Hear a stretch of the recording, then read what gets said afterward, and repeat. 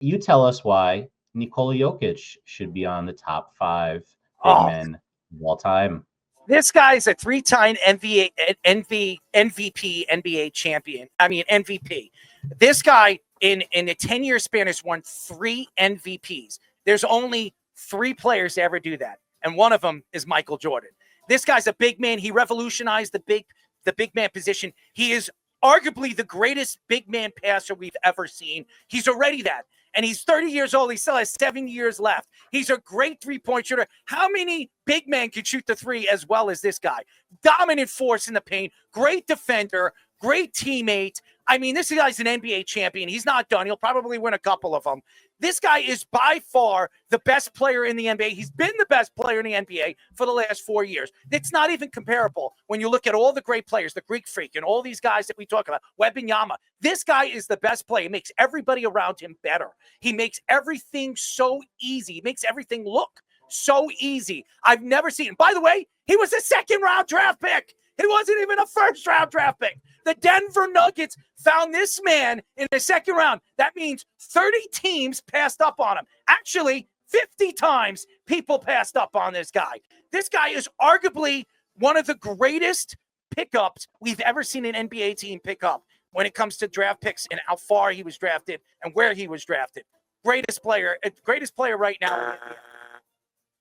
All right, so now, Joba, you have 30 seconds. Make a real solid 1 or 2 points on why Jokic should not be on the top 5 list.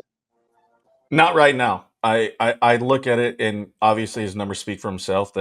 That's a given. But the longevity of the big men of all time, he's not there yet. If he continues on this realm, yes, 100%.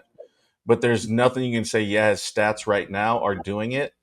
But there's nothing to say that he blows out and he's only played 8 years. That's the Bill Walton argument, right? In his knees, and they went bad. So what happens? He goes down with a bad back. We obviously know his body is what it is, and we see what happens. You never know. But he also played for 10 years already. So if he's done, he's a Hall of Famer. He's already played. All right.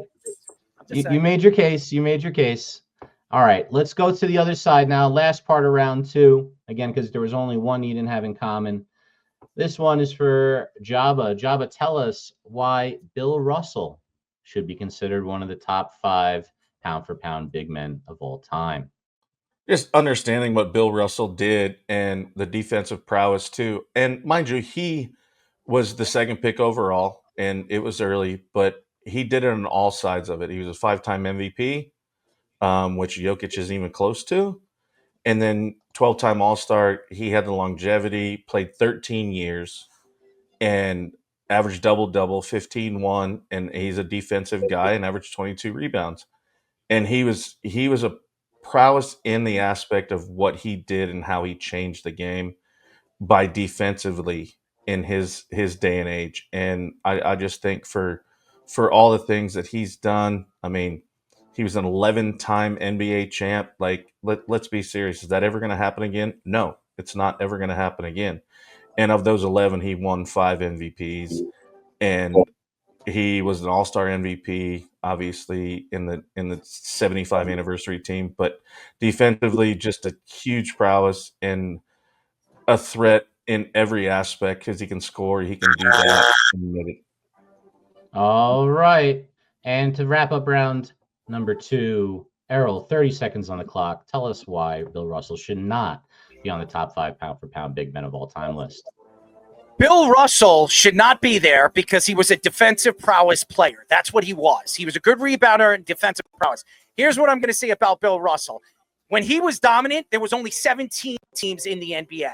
Right now, Nikola Jokic, how many teams are in the NBA right now? 30. If you look at Nikola Jokic's numbers in a 10-year span to Bill Russell, Nikola Jokic's numbers are way better than Bill Russell's. It's not even close. They're not even close. Yes, we'll never see a player at that magnitude win as many championships, but there was only 17 teams, and there was only 2 big men in the NBA at the time too.